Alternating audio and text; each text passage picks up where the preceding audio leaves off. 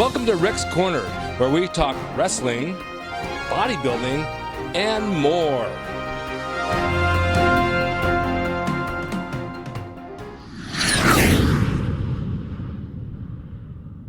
All right, welcome to Rick's Corner. Today is a special day because I have somebody that's known worldwide in martial arts, in judo, in wrestling, in stunts, and acting. He's done over 1,000 movies. He's the toughest man in the world. He's the godfather of grappling. He's well known, and it is LEbell. And I want you to meet him right now.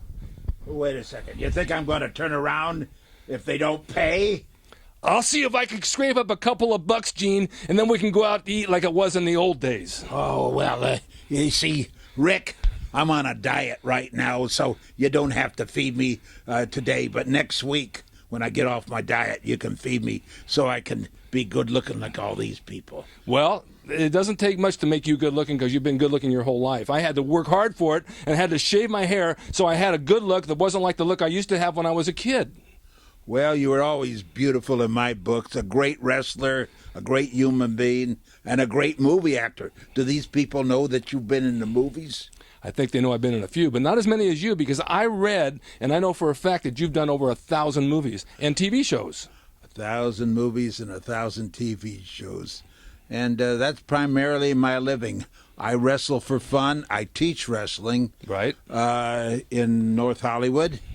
Where's your dojo? Well, my dojo's right on Burbank Boulevard, but there's so many people there that we're moving to a bigger place. So if you want to find out our address, call GoKor, GOKOR.com, and they'll give you the address. Or you can call www.GeneLeBell.com, GENELEBELL. They'll tell you where we teach MMA, judo, sambo, kempo, shotokan, taekwondo, but mostly MMA and judo. And if you want to buy books, my life story, a grappling book on finishing holds, remember, www.GeneLeBell, GeneLeBell.com. Oh, hold on a second, Tricky Ricky. Well, you've done this before. This is really good. Okay, now we've got the books. This is the book, The Godfather of Grappling, and it has 950 finishing holds in it. And, of course, this is my life story. Yeah. With a lot of famous wrestlers and movie stars in it, The Godfather of Grappling. And if you call the website or just look it up, you can see Elvis Presley in there, a lot of actors. Muhammad Ali, I refereed one of Muhammad Ali's fights. Didn't you work with Bruce Lee as well? Bruce Lee was a student of mine. I knew that. Believe it or not. And he taught me some of these fancy moves that I used in the movies. Mm-hmm. And I taught him how to wrestle. The right way.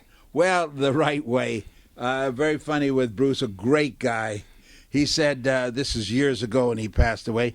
He says, pro wrestling will never go anywhere. You got to go, wah, wah, wah. But, and he was good at it, the best in the world. He put martial arts on the map. But a few years later, the biggest thing on television was professional wrestling. So look at it and enjoy it. And, of course, Tricky Ricky here teaches in the Valley here in North Hollywood. You teach professional wrestling to the little guys. To the little guys, the big guys, the young guys, the old guys, the girls, the boys, you name it. We have it out here because there's so much interest today in watching WWE that they all want to become WWE superstars. But I go way back to when you and I met in 1966 when I trained with Mae Young upstairs at the Olympic Auditorium. Long time ago. It was like last week. And she taught me the right way of the American style, Japanese style, and Mexican style back then with shoot holds and all that, which was really wrestling, which is exactly what you did. And then it became a little more flamboyant, and it carried on to what it is today. But back then, it was a totally different business. It was completely different. The guys in the business, they were totally different. The attitude was different. It's something that will never be duplicated again. It was a family then. It was a family. Yeah. But there's still some great wrestlers and great friends that I talk to all the time. Most of the ones that we wrestled Right. passed away of old age. Yep. You know, they got to be 105, and I'm 104, so I got a year to go. Yeah. Well, my God, I didn't think you were over 30. Well, you know, I'm in my second childhood. You know. Yeah, I am too. Actually, I'm still a kid, and I think that's what keeps things working. The joints don't work like they used to, for sure. Mine going uphill don't work as well, but going downhill, I can really run downhill. But you know what I do? I come over here to Rick's place. He's got a wrestling ring there, and I work out just to keep in shape, besides coming to my own school. The only thing wrong with Rick's place, once in a while, Rick picks me up to body slam me, and he throws me into the nickel seats, and they're just bleachers. There's no pad for me to fall on. So every year those bleachers get a little harder. Yeah, but I'm trying to stay away from that devastating chokehold that you're so famous for. The devastating chokehold? Yeah. You don't mean this one right here. I mean the one that I never want put on me because I've heard too many horror stories about it. But what I want to ask you, back then when you were wrestling, you had the belt. I was the champion. That's right. Yeah, but you know, it's nice to be the champion, but it's better to ride in a new Cadillac, live in a big house, and that's what the belt gets you. We call it the buckle. Well, it is the buckle. Also, I remember that you did ringside commentary. You also did the interviews, right? Yes, I did at the Olympic Auditorium for 15 years. Yep. Wrestling, $5, $3.50, $1.50 for kids. Now, in the MMA, it's gone up. Oh my God. Oh my gosh! You know, you're lucky to get a seat for $25, and some of the shows, UFC, they have $1,000 ringside. I mean, that's a lot of hot dogs. That's a lot of money. That's bigger than any payoff I ever got.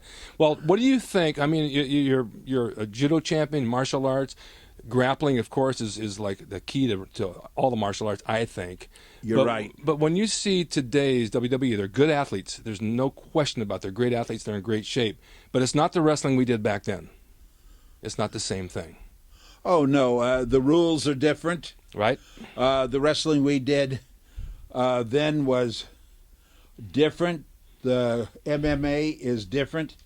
I like the wrestling. The toughest guys in the world are you professional wrestlers. And the reason for that is I did boxing. I grew up at boxing. My family had this auditorium called the Olympic Auditorium that had boxing and wrestling. And roller derby. And roller derby with Dick Lane. That's right. But I used to go to the boxing gym and somebody get the best of me and I'd pick them up and I'd slam them. Then I was told politely to leave. You know, I go down to the wrestling arena and somebody'd get the best of me when I was a young kid. I'd give them a what for, right between the horns, and out I'd go back to the nickel seats.